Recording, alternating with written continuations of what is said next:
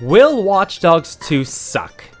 It's probably the biggest question right now, and question mark for me anyways, when I think about all the games that are going to be coming out in Q4 at the back end of this year. And I think we can all agree that Watch Dogs, the original Watch Dogs that came out a couple of years ago, really didn't live up to our expectations in terms of story, gameplay, and especially not at technical level in terms of graphics, just because the final product did not nowhere near match that gorgeous cinematic E3 reveal trailer that pretty much blew everyone's socks off when they showed it.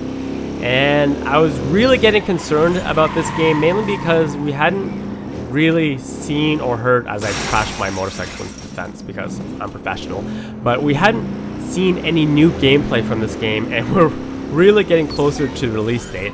Up until I actually got to go hands-on with this game for about 2 hours at a San Francisco event that Ubisoft held a couple days ago. I got to play for a couple hours, and Ubisoft provided my flight and accommodations for full transparency measures, and I'll talk more after this cutscene.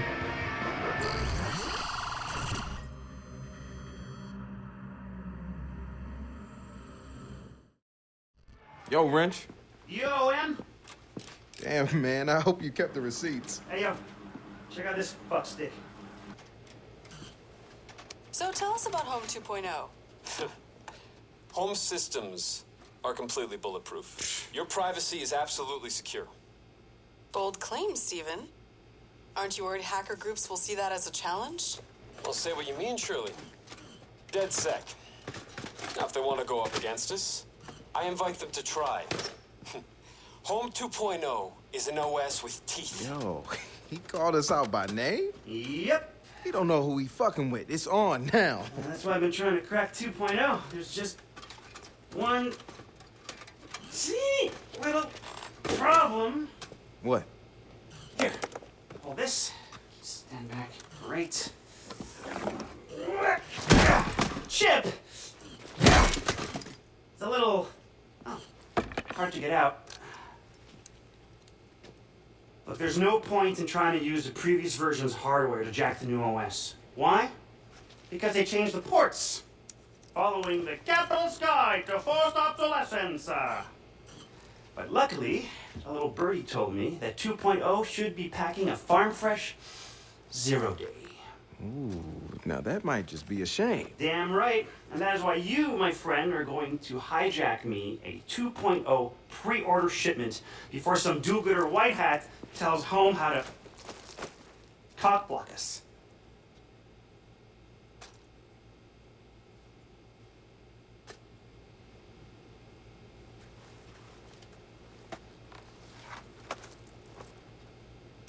You've got a weird relationship with technology. You know that, right?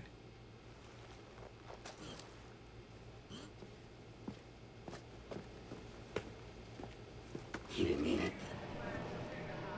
Alrighty, so welcome ladies and gentlemen, my name is Nick. We're going to reset this intro here. If this is the first video of mine you're watching, you can also call me Tetra Ninja. And this is some gameplay from Watch Dogs 2, that's why you click this video. And as you can see here, for some reason, even though this man is homeless, he still has a cell phone, which actually is not uncommon in San Francisco, as I learned during my time Pokemon hunting there many nights. I've been to San Francisco like 3 times within like the last month, so I've gotten fairly familiar with the city, its scenery, what it has to offer, all that kind of stuff. And this is going to be some gameplay impressions of Watch Dogs 2. I'm going to talk about how the game played, all the unique game mechanics. One of them is, once again, returning is the cell phone, and you can use it to veer cars out of your way to make your escape a little bit easier, or you can use it to lower ramps on cars and try to hit them as quick as possible, but just end up in failure like that. So in terms of like how this game looked, so this game is set place in San Francisco, and they've done, Ubisoft, for whatever what you may think, they always do an amazing job recreating cities.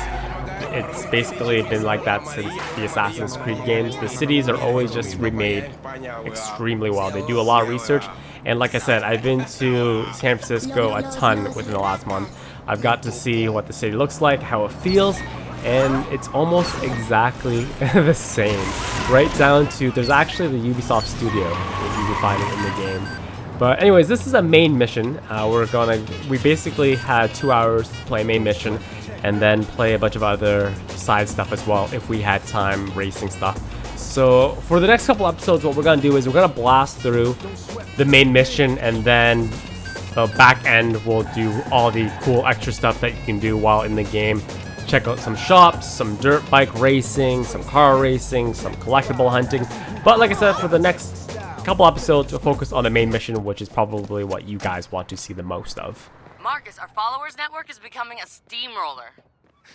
You should be proud. You started all of this. DedSec was a bunch of loose ideas before, but you've turned it into a movement. People are wearing your art, repeating your slogans. You've tuned into something here. Thank you, Marcus. Just don't forget, there's purpose behind this. I'm not in it for the candy coating. I want people to wake the fuck up. Yeah, they've been sleeping a long time, but they'll get there.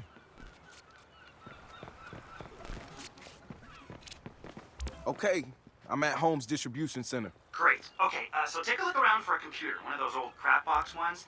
Now, Holmes stores their schedules based on number plate destination combinations, like some kind of barely literate moron. If that moron was, you know, a company. Good to know. I'll see what I can find. Alright, so I hate doing post commentary because in most cases I like to do things live. That's usually what I do on the channel. But you can't do things live at an event, so what I've decided in my head right now is we're gonna divide these episodes into themes talking about the game. So in this first episode, we'll talk about gameplay, and the next episode we'll talk about story, and in the third episode we'll talk about technical levels of how the game looked and it played. So, gameplays. As you can see right there, we became Casey Neistat, and we got our parrot drone on. And to be honest, when I first saw the parrot drone, I thought it was kind of hokey and stupid. But in practice, it was actually quite fun to use. So it won me over eventually. And this is the RC car as well. And it can do a couple things different than the parrot drone. Obviously, it can't fly, but it can hack into things just like BB-8 from Star Wars The Force Awakens. And it can also collect things for you that you can find randomly in buildings. The only problem with it, though, it's built like it was made in USA. In that it's like fragile like a China doll. Like if like someone throws like a rock at it, it'll like blow up, and then there's like a minute cooldown before you can summon it again. So each one of the devices has their own perks and benefits, and the way you use them will pretty much decide how well you get through a mission and how efficiently you get through a mission. So in most cases, what you do is you send in your drones first, map out how you want to go about tackling the mission, and if you can, complete it with the drone. If you can't, at least you have an idea of what you need to do and where you need to go. Got it.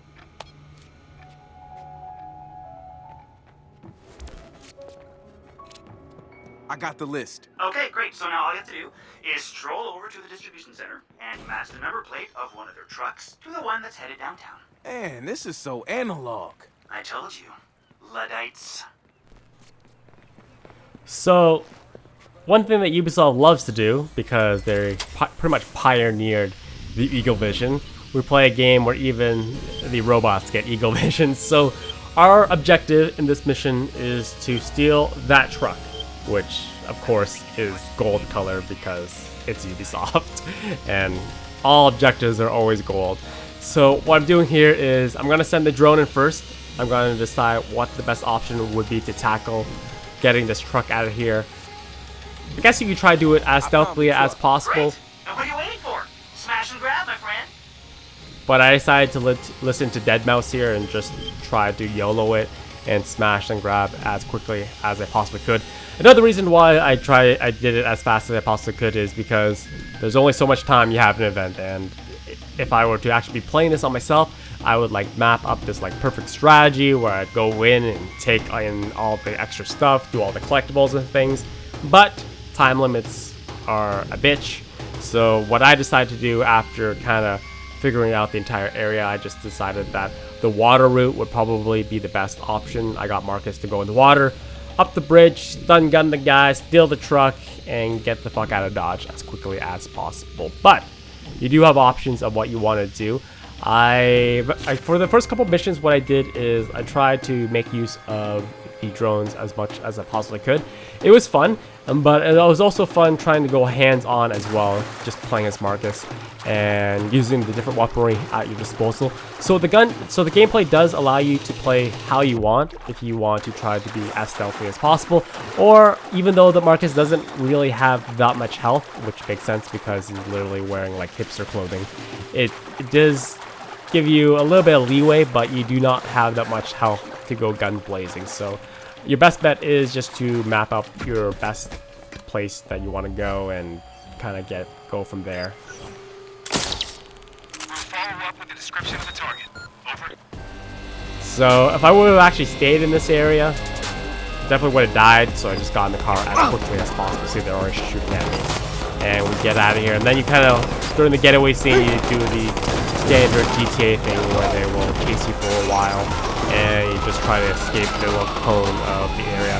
But one thing that this game has that GTA does not have is you can easily get the cops off you because you can hack into the cars, and with one quick push of the L1 button you can get the car to veer off like that right there. Shipment and I'm inbound. I'll ready to welcome you today. Just like the previous game, your lifeline is your cell phone, and there's only so many times that you can actually get cars to veer out of your way if you run out of battery or there's a cooldown on the ability. And do a quick U-turn here because a cop was coming at me. He catches up to me once again. Got that bitch out of the way by tapping on that L1 button. So just in terms of the driving, because driving vehicles is the mainstay of this game because it's an open day modern world. So there are a ton of vehicles in this game. We just passed like a taco stand right there, shaped like a car bus thing. There are motorcycles, mopeds, armored trucks like this one, buses, bang buses, everything that you would find in the city, you will find in this game. And they definitely each have their own unique feel with their own unique flavor. Some feel weighty, and just in general, the driving felt good. And even though there are a whole ton of different vehicles, there's one thing that they all share, one common trait. Every single vehicle, no matter its make, model, flavor, they have a boost ability tied to them. So you can tap the X button to give yourself a little bit of that Fast and Furious shot of NOS, just to get you through the city a little bit faster if you hit straightaways. I didn't take advantage of it in this episode because I honestly forgot about it, but you'll see it in the future episode.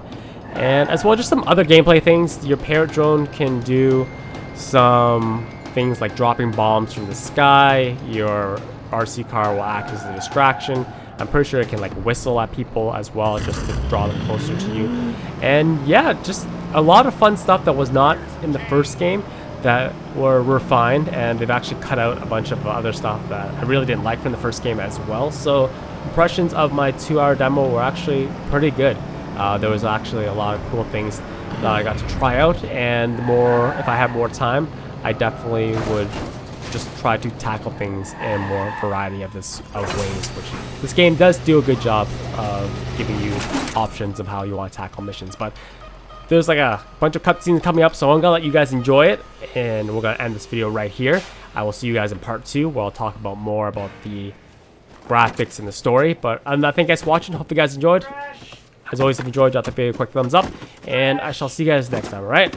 As always, have a fast day. Wait a minute. Hey, tell me I got something good. Nope. Crash. Crash. Oh. Oh.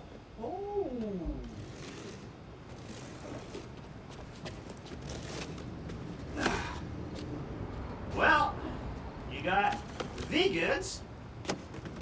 Is it actually good? It might be evil. I don't know. This is home we're talking about. Alright, well I will get this little fucker prepped while you go get us some caffeine. Wait, you want me to get you 2 coffee? No, he's a robot. I want you to get us caffeine. He'll take a decaf.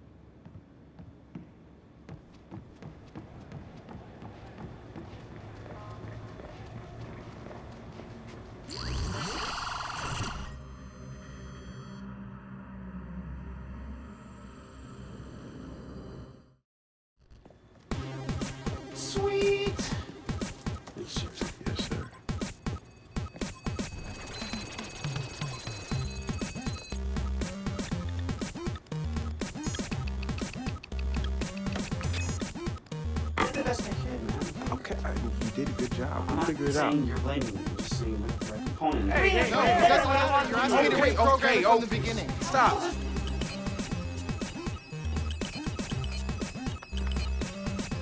Got you something. Oh, nice!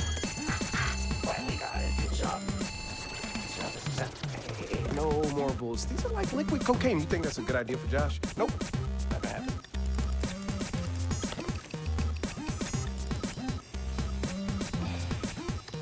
Here we go. Yeah! I just want to say to everybody here to motherfucking DedSec that we are the baddest motherfucking hacking, coding, stealing. Well, we don't tell the cops I said that shit. But cheers to us, DedSec.